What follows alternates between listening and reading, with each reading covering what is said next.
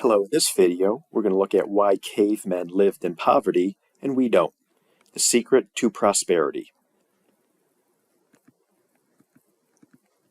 Have you ever wondered why cavemen, despite having access to the same natural resources as we do today, lived at a subsistence level? Well, the answer lies in one key concept: productivity. Here's one of the most important identities for human well-being. I call it the equation for prosperity. The standard of living equals productivity multiplied by the fraction of population working, where standard of living is going to be the country's gross domestic product, GDP per capita, which is just how much wealth is generated per person. Productivity is going to be the output per worker, or GDP per worker. And the fraction of the population working is going to be the percentage of the population that participates in the workforce.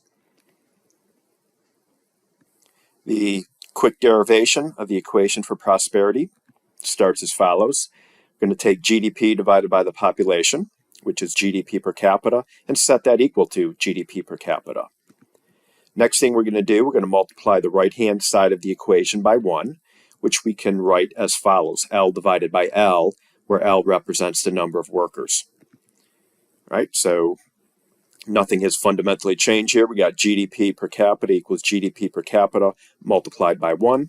And then our next step, we're just going to flip the L and the population variable in the denominators here.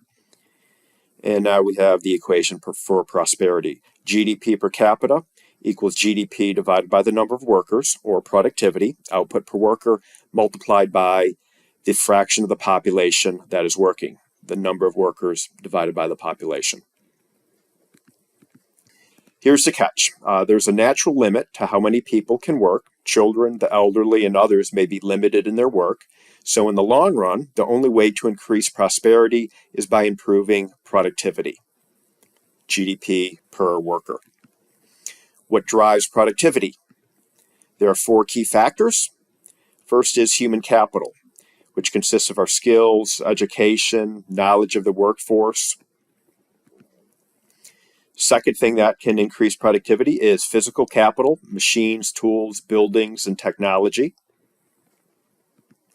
Third thing that can increase productivity, natural resources, land, minerals, and energy sources can make workers more productive.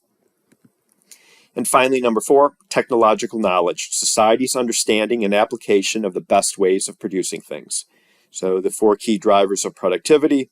Most developmental economists would argue that 1 and 4 are probably the most important factors here for continued long-run economic growth. But here's the twist. Institutions also matter. Productivity thrives in environments where people are free to innovate and invest.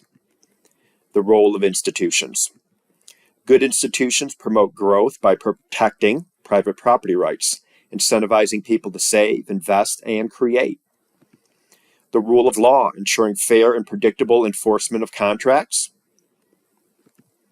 The profit loss system, rewarding efficient businesses and letting inefficient ones fail. And market prices, reflecting the value and opportunity costs of goods and services, will help lead to a better resource allocation.